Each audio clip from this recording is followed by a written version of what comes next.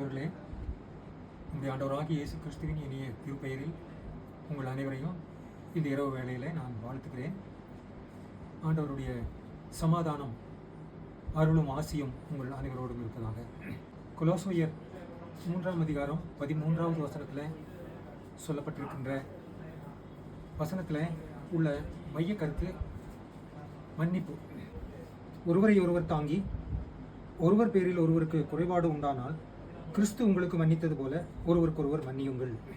இதே மன்னிப்பை பற்றி எபேசியர் நிருபத்திலேயும் அப்போஸ்தலனாகிய பவுல் 4ஆம் அதிகாரத்தில் கடைசி வசனத்தில் 32வது வசனத்தில் அவர் சொல்லுகின்றார், ஒருவருக்கொருவர் தயவாயும் மன உருக்கமாயும் இருந்து கிறிஸ்துவுக்குள் தேவன் உங்களுக்கு மன்னித்தது போல நீங்களும் ஒருவருக்கொருவர் மன்னியுங்கள். மன்னிப்பு என்ற அந்த அடிப்படை சத்தியத்தை திருச்சபையார் இன்றைக்கு கடைபிடிப்பார்களானால் இன்றைக்கு திருச்சபையில் காணப்படுகின்ற குழப்பங்கள், பிரிவினைகள் எல்லாம் மாறி சமாதானம் ஏற்பட்டு இருக்கும். ஆனால் இந்த மன்னிப்பை இயேசு கிறிஸ்து மன்னித்தது போல அவரை பின்பற்றி நாமும் மன்னிக்க வேண்டும் என்ற அந்த அழைப்பை திருச்சபை மக்கள் இன்றைக்கு எந்த அளவிற்கு அதை பின்பற்றுகிறார்கள் என்பது ஒரு கேள்விக்குறியாகவே இருக்கின்றது. பல வேளைகளிலே சகோதர அன்பை மறந்து சகோதரர்களுக்குள்ளே அவர்கள் பல்வேறு விதமான கசப்புணர்வுகளை வைத்துக்கொண்டு அவர்கள் வாழ்கிறதுனாலே பிரிவினைகள் இன்றைக்கு திருச்சபையில் அதிகமாக காணப்படுகிறதை நாம் பார்க்கின்றோம். ஒரே ஒரு உதாரணத்தை மட்டும் நான் இந்த இடத்துல சொல்லி இந்த இரவு நேர சிந்தனையை நான் நிறைவு செய்ய விரும்புகின்றேன். பிலமோனுக்கு அப்போஸ்தலனாகிய பவுல் எழுதின கடிதத்தை நாம் வாசித்திருப்போம். மிக சுருக்கமான ஒரு கடிதம், ஆனால் மிக முக்கியமான ஒரு கடிதம். அதில் இந்த மன்னிப்பை பற்றி நாம் மிக தெளிவாக கற்றுக்கொள்கின்றோம். அப்போஸ்தலனாகிய பவுல் பிலமோனுக்கு எழுதும்போது அவர் சிறையிலிருந்து அந்த கடிதத்தை எழுதுகிறார். சிறையில் இருந்து கொண்டு பிலமோனுடைய வீட்டிலே கூடி வருகின்ற சபை மக்களுக்கு அவர் இந்த கடிதத்தை எழுதுகின்றார். தொடக்கத்தில் அவர் வாழ்த்துதல் அனைவருக்கும் கூறி பிலமோனை வாழ்த்தி பிலமோனிடத்தில் ஒரு வேண்டுகோளை வைக்கின்றார். பிலமோன் பவுலுக்காக ஒரு தயவை அவர் செய்ய வேண்டும் என்று அவர் வேண்டுகின்றார். பிலமோன் பவுலுடைய நற்செய்தியை கேட்டு பிலமோன் கிறிஸ்தவராக மாறின ஒருவர். ஆனால் அவரிடத்தில் அவர் தயவாக அவர் கேட்பது என்னவென்றால், ஒனேசிமை பற்றி அவர் அறிமுகப்படுத்தி அவர் ஒரு வேண்டுகோளை வைக்கின்றார். ஒனேசிமு பிலமோனுடைய வீட்டில் வேலை செய்த ஒரு அடிமை. ரோம ஆட்சியில் இவ்வாறு அடிமைகளை வைத்து கொள்வது பணக்காரர்களுக்கு அது வழக்கமாக இருந்தது. அப்படிப்பட்ட ஒரு பணக்கார கிறிஸ்தவராக பிலமோன் இந்த ஒனேசிமுவை அடிமையாக வைத்திருந்த காலத்தில் ஒனேசிமு பிலமோனுடைய வீட்டிலிருந்து எதையோ திருடிக்கொண்டு அவர் வீட்டை விட்டு ஓடிவிட்டார். வீட்டை விட்டு ஓடி அவர் ரோமாபுரிக்கு செல்கின்றார். ரோமாபுரியில் பவுல் அங்கே சிறையில் இருக்கின்றார்.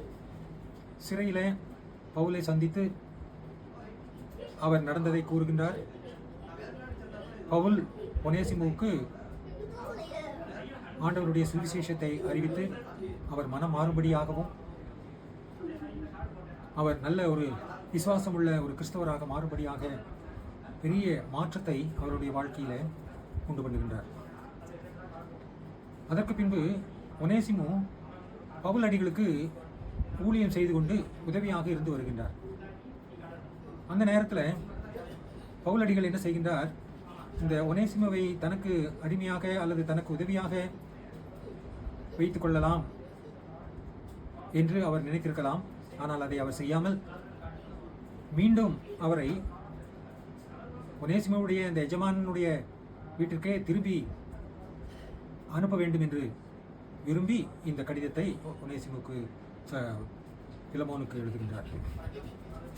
இவ்வாறு ஒனேசிமு மீண்டும் பிலமோனுடைய வீட்டிற்கு அவர் செல்லுகின்றார்.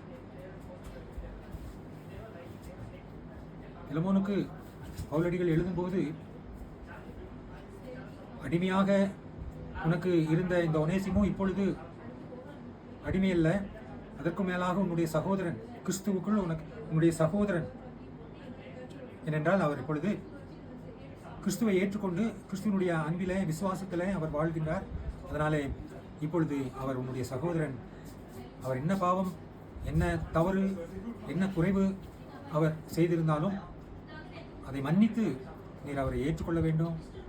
ஒனேசிமோ இப்பொழுது உன்னுடைய சகோதரன் என்று நீ ஏற்றுக்கொள்ள வேண்டும், அதை எனக்காக நீ செய்ய வேண்டும் என்று சொல்லி பவுலடிகள் அவரிடத்தில் தயவாக கேட்கிறார். அருமையானவர்களே, இங்கே நாம் பவுலடிகளிடமிருந்து கற்றுக்கொள்ள வேண்டிய ஒரு பாடம், எவ்வளவு பெரிய ஒரு அப்போஸ்தலன் தன்னாலே மனமாற்றம் அடைந்த பிலமோன் இடத்துல இவ்வாறு அவர் தயவாக கேட்கின்றார். யாருக்காக கேட்கின்றார்? ஒனேசிமுக்காக கேட்கின்றார். ஒனேசிமோ ஒரு அடிமையாக இருந்து இப்பொழுது கிறிஸ்துவுக்குள் சகோதரனாக மாறின ஒரு விசுவாசி. அவரை ஏற்றுக்கொள்ள வேண்டும் என்று கேட்கின்றார். வரலாறு சொல்லுகின்றது, அவர் பிற்காலத்தில் எபேசு பட்டணத்தில் தீமோத்தேயுவுக்கு பின்பு அவர் ஒரு பிஷப்பாக மாறினார் என்று ட்ரெடிஷன், அதாவது பாரம்பரிய கிறிஸ்தவ பாரம்பரியம் சொல்லுகின்றது. அன்பானவர்களே, இந்த மன்னிப்பு என்பது நம்முடைய கிறிஸ்தவ வாழ்க்கையிலே எவ்வளவு முக்கியம் என்பதை நாம் அறிந்து கொள்ள வேண்டும். பிலமோன் ஒனேசிமுவை மன்னித்தது போல இன்றைக்கு நீங்களும் நானும் நம்முடைய சகோதரர்களை மன்னிக்க வேண்டுவது எவ்வளவு அவசியம். பல வேளைகளில் இன்றைக்கு சகோதர சகோதரிகளிடத்தில் இப்படிப்பட்ட இந்த மன்னிப்பு இல்லாமல் இருக்கிறதை நாம் பார்க்கின்றோம். அநேகர் தங்களுடைய சகோதரரோடு சகோதரிகளோடு பேசாமல் இருக்கிறதை, அவர்களோடு கூட மன வருத்தத்தை வைத்துக்கொண்டு மன்னிக்காமல் இருக்கிறதை நாம் இன்றைக்கு பார்க்கின்றோம். ஆனால் இந்த மன்னிப்பு என்பது மிக முக்கியமான அவசியமான ஒரு கிறிஸ்தவ பண்பு என்பதை நாம் மறந்துவிடக்கூடாது. அநேகர் இப்படிப்பட்ட குறைவுகளை அல்லது சகோதரர்களுக்கு இடையிலே இருக்கின்ற இந்த பகைமை உணர்வை, அவர்கள் மேல் இருக்கின்ற வருத்தத்தை மன்னிக்காமல் சமாதானம் இல்லாமல் வாழ்கின்ற ஒரு சூழ்நிலையை பார்க்கின்றோம். இந்த மன்னிப்பு என்பது நம்முடைய வாழ்க்கையில் உண்மையான ஒரு சமாதானத்திற்கு அது வழிநடத்துகிறது என்பதை நாம் அறிந்து கொள்ள வேண்டும். இதைத்தான் இந்த நிகழ்ச்சி நமக்கு சொல்கின்றது. இயேசு கிறிஸ்துவும் நம்முடைய பாவங்களை அவர் மன்னித்தது போல நாமும் ஒருவரை ஒருவர் மன்னிக்க வேண்டும் என்று அப்போஸ்தலனாகிய பவுல் இந்த எபேசியர் நிருபத்தில் 4ஆம் அதிகாரம் 32வது வசனத்தில் அவர் சொல்லுகிற வண்ணமாக, கிறிஸ்து நம்மை மன்னித்தது போல நாமும் ஒருவரை ஒருவர் மன்னித்து உலகம் தராத சமாதானத்தை நாம் பெற்றுக்கொள்ள அழைக்கப்படுகிறோம். அப்படிப்பட்ட சமாதானத்தை மன்னிப்பின் வழியாக கடவுள் தாமே நமக்கு தந்திருவாராக. ஆமென்.